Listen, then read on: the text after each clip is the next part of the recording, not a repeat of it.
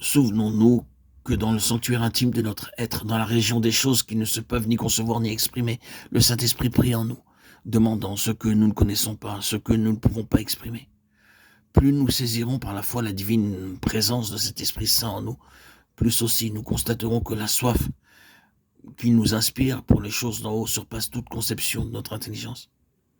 Alors, nous sentirons la nécessité non seulement d'user d'une foi active pour saisir les enseignements de la parole de Dieu et apprendre ainsi à prier, mais encore d'user d'une foi passive qui sache laisser agir l'esprit et adorer. Quand nous prierons, nous nous rappellerons à quelle hauteur infinie, à quelle distance de nos propres pensées se trouve Dieu, ainsi que tout le monde spirituel dans lequel nous introduit la prière. Avec foi, réjouissons-nous alors de savoir que lorsque le cœur et la chair défaillent, c'est Dieu qui est la force de notre cœur, que c'est son Saint-Esprit qui accomplit continuellement son œuvre d'intercession en nous, dans le sanctuaire intime de notre esprit derrière le voile, priant en nous selon la volonté de Dieu. Quand nous prions, entremêlons nos requêtes de moments d'adoration, nous abandonnant avec recueillement à ce divin paraclet qui est l'esprit de supplication. Il intercède en faveur des saints, Romains 8, 27. Pourquoi l'apôtre ne dit-il pas ici, pour nous, après avoir dit que nous ne savons pas ce qu'il convient de demander dans nos prières? Cette expression, les saints, revient souvent dans les écrits de Paul quand il parle soit de l'église de telle contrée particulière, soit de l'église répandue dans le monde entier. L'apôtre nous enseigne ainsi que si le Saint-Esprit est appelé à demeurer dans chacun des membres de l'église, c'est afin de réaliser l'unité du corps de Christ.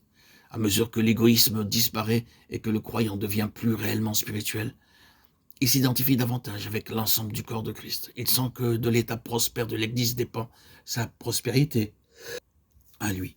Et il apprend à faire en tout temps par l'Esprit toutes sortes de prières et de supplications, veillant à cela avec persévérance et priant pour tous les saints. Éphésiens 6, 18. C'est quand d'un cœur large nous embrassons toute l'Église de Dieu dans nos prières que l'Esprit a libre carrière pour accomplir en nous son œuvre d'intercession pour tous les saints. C'est surtout pour la prière d'intercession que nous pouvons compter sur l'intervention de l'Esprit et le voir agir en nous d'une manière inexprimable, profonde et efficace. Quel privilège que celui d'être le temple d'où le Saint-Esprit prie sans cesse. Abba, intercédant par des aspirations trop intimes pour qu'elles puissent s'exprimer par des paroles. Quelle bénédiction de savoir que l'Esprit éternel vient habiter dans notre chair déchue pour nous inciter à nous adresser à Dieu comme autrefois. Il habitait dans la chair de Jésus de Nazareth lorsque le Fils s'entretenait avec le Père. Qui ne voudrait se placer sous la haute direction de cet Esprit divin et prendre ainsi part à cette grande œuvre d'intersection qui prépare le royaume de Dieu? La voie est ouverte à tous. Laissez le Saint-Esprit prendre entièrement possession de vous, qu'il vous remplisse de sa présence, qu'il soit votre vie. Croyez à la possibilité de devenir le siège de sa présence. Croyez à la certitude de son action, de son intervention en vous par des moyens saisissables à l'esprit humain. Croyez que dans le secret, malgré l'apparente lenteur de cette œuvre, sa toute-puissance divine accomplit en vous le dessein de Dieu et vous unit à votre Sauveur.